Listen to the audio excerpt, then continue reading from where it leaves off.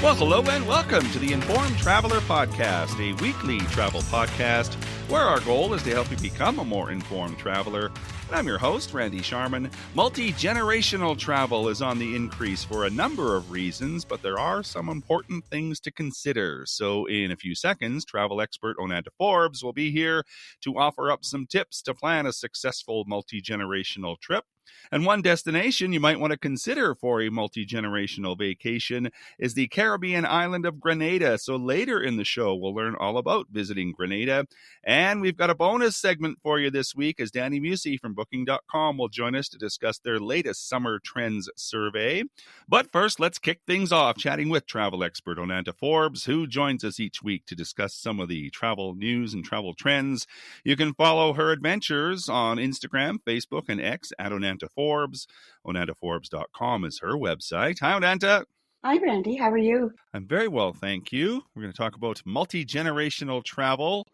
2 or 3 generations, maybe 4, of family members traveling together. Is this something you're seeing more and more of?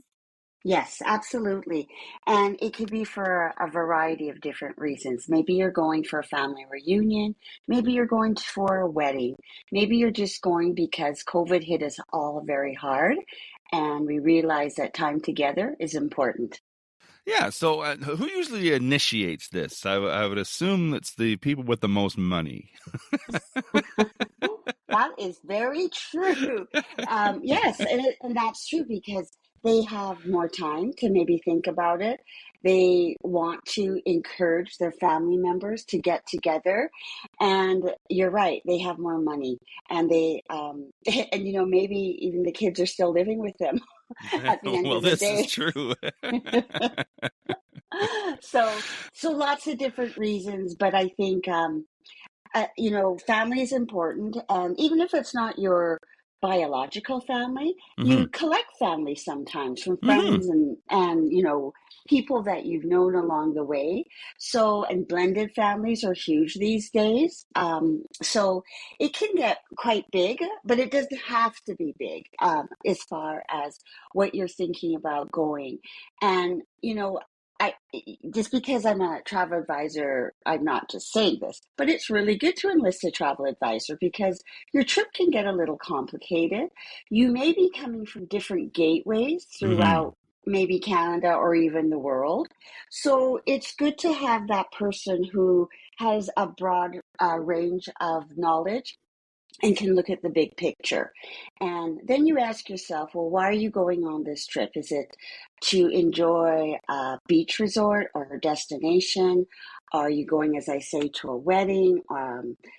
So there's different reasons to go. And then depending on why you're going, maybe what the destination is a factor. Like, do you want to go somewhere far away or do you want to go somewhere that's easy reach? Mexico is hugely popular destination for families, for Canadians in general. Mm-hmm. And so it's good to have that travel advisor handy to consider all the different needs of people. So Mm-hmm. are there kids involved? Is it adult family members? Like what do people want to achieve when they're at that destination? Mm-hmm. Well, yeah, there's lots of things to consider, and I always use, the grandparents taking their children and the grandchildren as a classic example of multi-generational travel. But yeah, you brought up some different ones that there's different all kinds of dynamics that are in there, and one, of course, is accommodation. I would think that if a family gets along pretty good normally, Mhm. chances are they'll have a pretty good time. But if there's 1 or 2 people that irritate some other people, maybe like accommodation, maybe you don't want to be staying in one area. You might want to have your own separate place or something to that effect.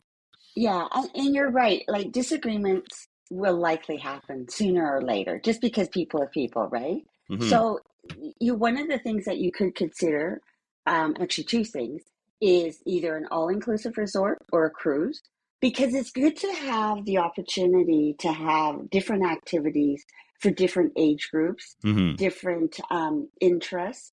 At an all-inclusive, if that, depending on the age of the kids. Um, looking for somewhere that has a kids club, maybe that has babysitting available to you.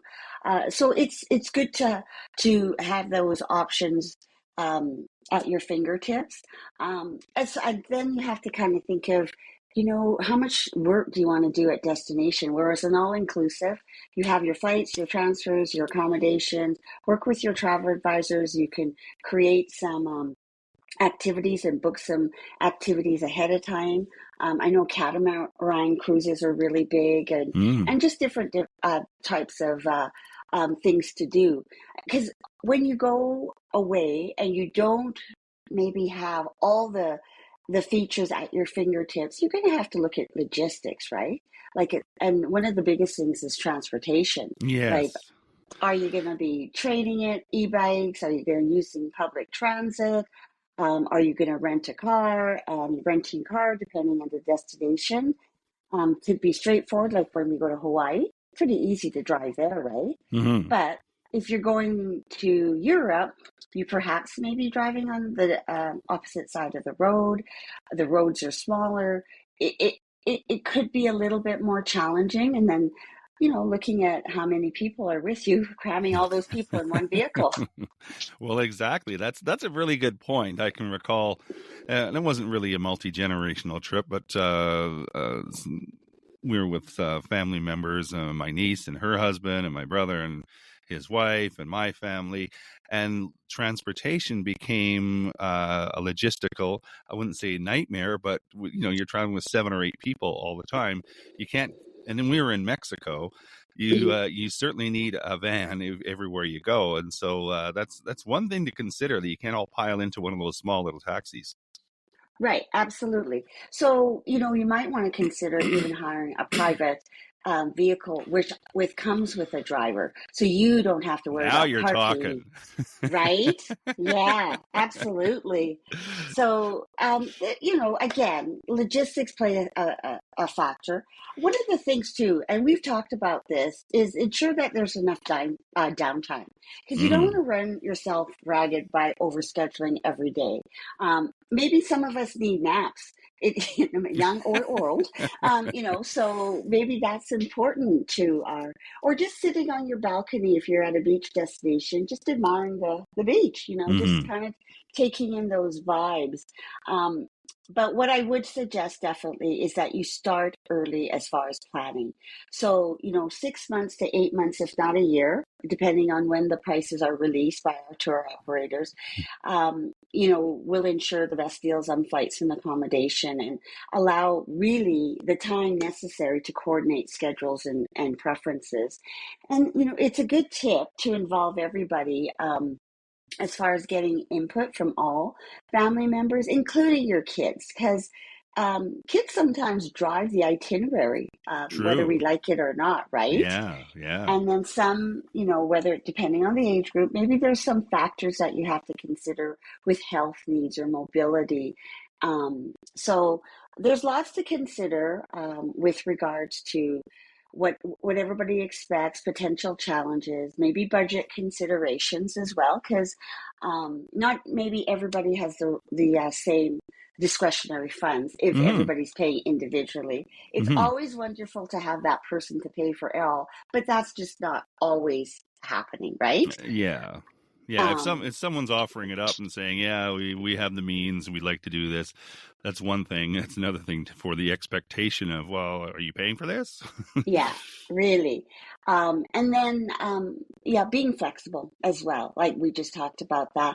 And two, if you are gonna, there's a lot of people that believe in, booking VRBOs for that bigger space, Hmm. but then you have to consider the meals, Yes. grocery shopping, cooking together, or Hmm. even figuring out a restaurant to go to, because sometimes that can be tricky in a sense where can they accommodate the number of your friends and family at the Hmm. end of the day and such. So, um, yeah, so it's always good to enjoy something where it's just there, like a cruising. We've talked about how popular cruising is and how a lot Hmm. of people are repeat cruisers and they refer cruising to their friends and family. And it's definitely an option for multi-generation trips. You Hmm. get to see so many different destinations in one week, right? If you're going Yes. from place to place. Yes. And then that's kind of fun as well, too. So lots of choice out there these days. I have to say that. And you can make it like, and lots of opportunity to make it fit your budget at the end of the day. I like the cruise idea because there is lots of things to do for everybody, and you're not in everybody's face the whole time. You can go off and do Right, your own thing. Same with the all inclusives as well. When you're talking about like a VRBO or something like that, someone always gets stuck with more with the work. right. That always seems to be kind of unfair, and the work is never divided properly. So yeah, to me, a cruise or an all inclusive is the way to go. But each to their own. Right. And really consider VRBOs as what the expectation of the owner is to the renter. Like, Hmm. do you have to clean up? Like, how much do you have to Yeah, clean up afterwards? Or is there a cleaning fee? Is there a fee to heat the pool? If you're going to a destination and a property very that true. has a pool. So there's lots of add-ons that you may not. So always read your contract. That's what I can say. Read the fine print. Good advice. Good tips. Onanda Forbes is a travel expert. You can follow her on Facebook, Instagram, X at Onanda Forbes. OnandaForbes.com is the website. Thanks, Onanta. Thank you. Have a good day. Have a good week.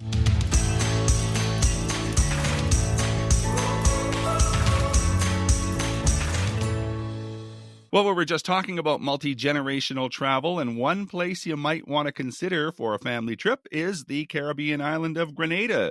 So, joining me now to share all the great things Grenada has to offer visitors is Stacy Liebert. She is the CEO of Grenada Tourism Authority. PureGrenada.com is their website. Hi, Stacy. Hi, how are you? I'm very well, thank you. I'm excited to learn about Grenada. I've been to many Caribbean islands, but I haven't been to Grenada, so I'm excited to learn all about it. Let's start with the basics, I guess. Where is it located in the Caribbean? Oh my gosh, you that means you have to get here because it's one of those bucket list destinations. We are, wedged in between Trinidad and St. Vincent, if anyone has been there. It's a beautiful destination that is rich in heritage, natural beauty, cultural richness. Our visitors can explore historic forts, spice markets, artisan villages, great in terms of those who are looking for something that is off the beaten path because we have 40 white sand beaches, 9 black sand beaches, 15 waterfalls, and untouched rainforests. There is so much that you can do. And of course, we have amazing food. The destination is very safe. So, for those who are looking for that truly immersive experience, this is the destination for you.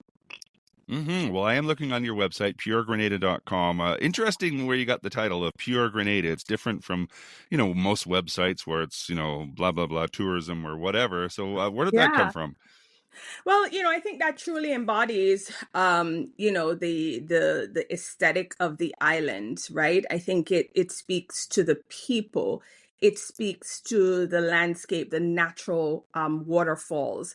I think when you think about, all of the things that you're looking for in a destination, in a vacation, Pure captures it all, right? We're the spice island, and all of our spices are grown on the island and used in our dishes, right? When you think about just being able to relax and breathe in that natural fresh air, there's nothing more pure about that. It really is the destination that you disconnect to reconnect with your family, with your friends, with your loved ones, and just be able to immerse yourselves in the culture. Well, again, it's on your website, puregrenada.com. You have sections for adventurers, memory makers, wellness seekers, Yeah. families. So, I always say that it's an overused term, but there is really something for everyone if you're looking for a vacation, right?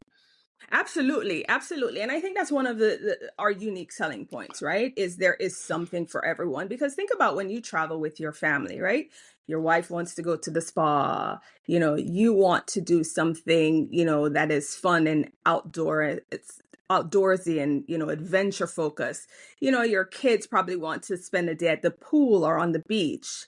So there it really is something for the entire family, and couples and Hmm. groups and girlfriends traveling. I also think that because we're seeing a rise in solo travelers, it really also does speak to the safety of a destination when, a male or female can travel on their own. I think even so more so women because, you're Hmm. not going to go somewhere where you don't feel safe, right? Hmm. Hmm. So I think that the mere fact that you can, travel to this destination that you've never been to before and make friends and feel like you can venture outside of your resort and be safe and have a wonderful experience. Hmm. Well, let's talk a little bit about that.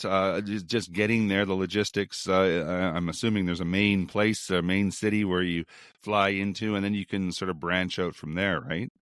Absolutely. It depends on also where you're coming from, right? We Hmm. just recently announced that Delta Airlines will be servicing Atlanta to Grenada beginning December 20th. But if you're coming from New York, of course, you have JetBlue as an option. If you're coming from Miami, you have American Airlines as an option. But if you're coming from Toronto, right, you have Air Canada as an option. You have WestJet as an option, which is a seasonal flight. We also have Lyft servicing the UK route with British Airways into St. Lucia and Virgin Atlantic into Barbados. So it's very easy to get to the destination. And once you get there, I mean, your vacation starts the minute the pilot says, "Welcome to Grenada." Good way of saying that. So Yes. yeah, is that sort of what people do? They sort of plant themselves in one part of Grenada, and then you just kind of branch out and do day trips. Is it small enough to do that? Of course, definitely. The island is very easy to navigate. And so we have amazing, tour guides and tour operators who will be able to, drive you around the island to experience, different things depending on your needs. So it's really easy. And then also if you are someone who's adventurous and you want to rent a vehicle and drive yourselves around, then of course that is also an option. Are I am new to the island and I found that using Google Maps was very easy. But also, if I got a little turnaround, stopping and asking, someone who's a resident, hey, this is where I'm trying to get to, and I think I've made a wrong turn.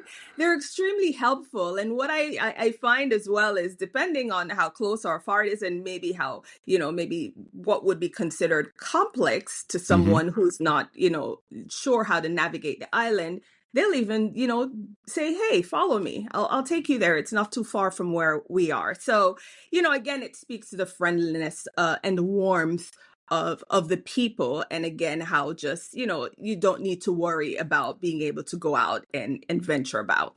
So, what are some of the popular activities? Like, what are some of the favorite things you like to do or recommend? Okay, well, I have to tell you, you have to try our underwater sculpture park. It has 75 sculptures ranging from 5 to 8 meters in depth. It is amazing. It is beautiful. And we recently added 5 new unique installations, including the collection of 25 sculptures titled Coral Carnival. And it is amazing because it is beautiful. It's great for divers. And even if you snorkel, I am not a diver. And I went to the one in Carriacou, which is our sister island, and I was able to see it from the boat. Oh, Right. nice. So Hmm. it is, yeah, it's really amazing. And that's one thing I would definitely suggest. Of course, going to see one of our, I'm sorry, waterfalls. Hmm. We have so many waterfalls, and that is something that is truly breathtaking and amazing to see and swim and experience. I also suggest doing a food tour to be able to try the different cuisine on the island.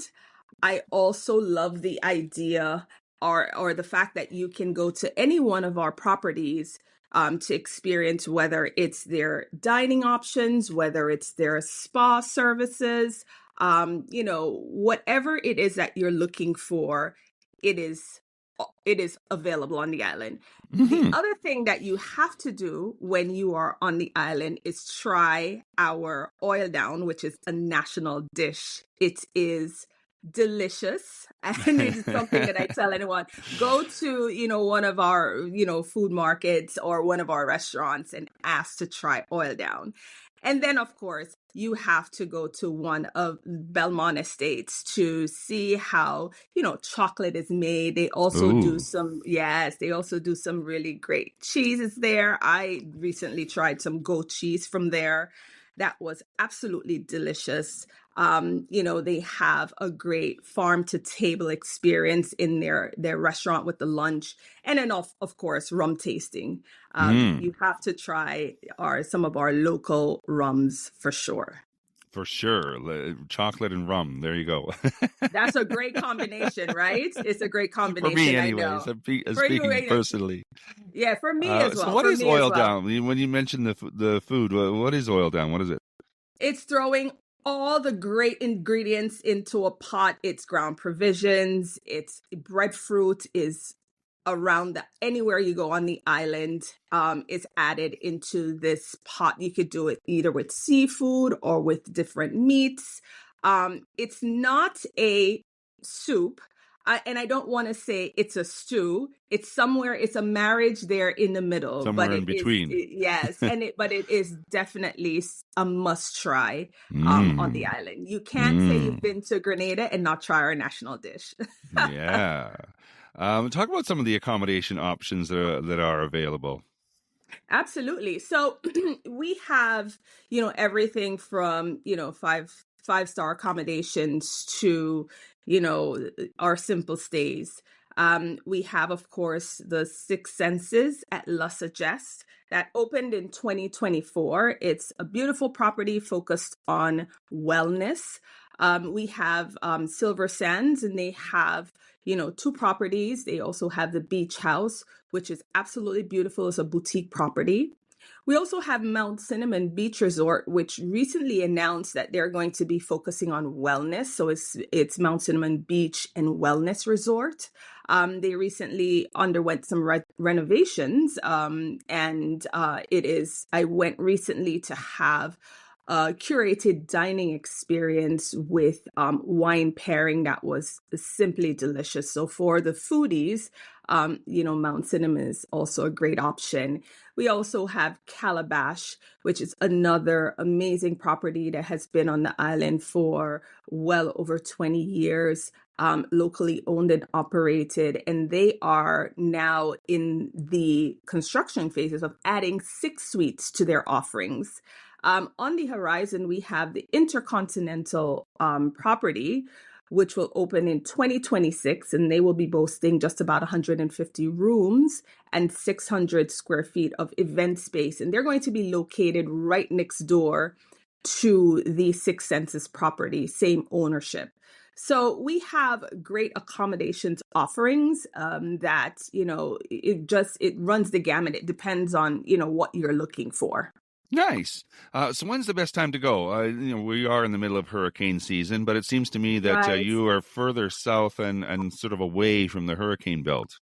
Right. So again, the peak season is November through April, which is, of course, that's going to be the time where sometimes the rates are a bit higher because that's when we see a lot of North American travelers.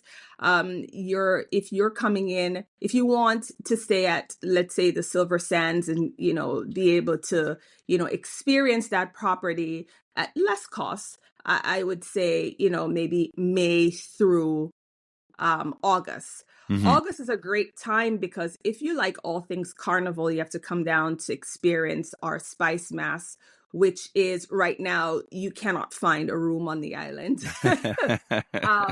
Flights are at full capacity. It is a time of year that we see regional visitors, diaspora visitors internationally that come down to experience Spice Mass.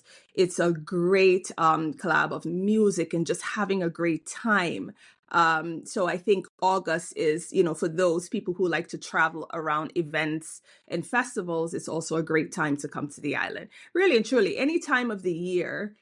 It just depends on, what you are looking for. Do I want to be in the thick of the peak period where it's, we're seeing hotels at full occupancy versus, a time that is a bit more quiet? Or do I want to be there and revel with locals during Spice Mass? Well, there's Spice Mass. So what are some of the other events that people can sort of watch out for? Absolutely. So we have our Grenada Chocolate Fest, and that's held annually in May. So we just saw the successful conclusion of that. We also are getting ready to stage our Dive and Conservation Festival, and that is something that's going to come up in October. We also had Carriacou Regatta Festival, which is going to be from August 1st through the 4th. That's everything around, of course, sailing. I mentioned Spice Mass. That's going to be August 4th through the 11th. And we have the exact date for the Dive and Conservation Festival, which is October 25th to November 1st. And then we also have the Carriacou Parang Festival, which is going to be in December. So we have quite a few festivals that we promote, throughout the year. I'm excited because we're going to be adding the Lobster and Lambie Festival at the beginning of the year in January, and that's going to be staged between Carriacou and Petite Martinique. We're going to roll out the dates in the next month. And Lambie, in case you're wondering, is conch. We call it Lambie. And so it's, it really speaks to, the Petite Martinique because fishing is the heart of that community. So to be able to get, fresh seafood and have it prepared how you like it and be able to watch cooking demonstrations and be able to have that prepared in a way maybe you've never had it before is something that we're looking forward to. Well, it all sounds very exciting. Anything you want to add? I want to add that, Grenada is truly a special destination. And, we are a welcoming community. So, what really sets us apart from other destinations is really the warmth of the people, the safety of the island, our extensive offerings. Stacy Liebert is CEO of the Grenada Tourism Authority. PureGrenada.com is where you can go to plan your visit to Grenada. Thanks for your time, Stacy. I really appreciate it. Thank you. Have a great day.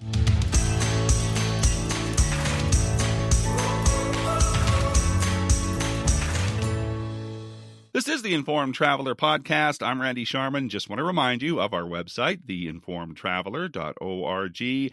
That's where you can find our contact page if you have any questions or comments about the podcast.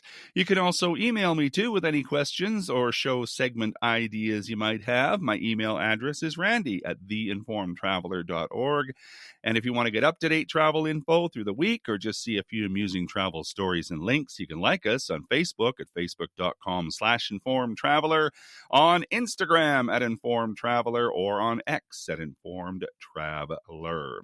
Plus, you can now sign up for our monthly newsletter. It's released at the beginning of every month. Just go to our website, theinformedtraveler.org, click on the newsletter button, and it'll take you right there. Or better yet, you can subscribe to it and have it arrive in your inbox each month. So we have a bonus segment for you this week. Every month or so, we like to get caught up with the folks from Booking.com, and they recently released the findings from a survey looking at where people are going and what they're looking for in their summer vacation. So joining us now to share those summer survey trends is Danny Musey, Area Manager for Canada with Booking.com. That's the website, Booking.com. Hi, Danny. Hi, how are you? I'm well. It's been a while since we've chatted. How has your summer been so far? It has been great, super, super busy, just the way I like, beautiful weather and lots of activities to do outdoors. Well, that's what we're going to talk about with the Booking.com survey on summer trends. Let's just talk about the survey itself, and how did you come about all the numbers? Well, we search for to understand what is the appetite for traveling, what is the customer looking for, so we can really adapt and make sure that we have all the offers there. And it always comes surprising because it doesn't decrease the appetite for travel. That's almost the number one um, budget that the families and couples are making sure that they have in spare, and they are dedicating time and their budgets towards it. So more than 72% of Canadians say that they are doing something for the summer for sure. Who did you ask? These are actual travelers, right? These are actual travelers who have the desire to travel within the next 12 months. And we are very proud to have this type of assessment so we can really have the indicators and the temperature check of the market. Well, let's talk about some of the numbers then. It looks like Canadians are wanting to travel this summer. The optimism, 72% of Canadian leisure travels are excited about exploring the world this summer, even though we're almost halfway through. It goes fast. You have to plan early and it goes fast. But even if you haven't planned, there's plenty to do. And in the platform, you can still find last minute deals and very exciting plans before the summer ends. And it's not just it seems like everybody, like it's not just couples, it's families, it's groups that are increasing in numbers, it seems. Yes, we want to be together. We are really, what we are seeing is the traveler really looking for community and looking for experiences, outdoor experiences, learning new things, seeing new things.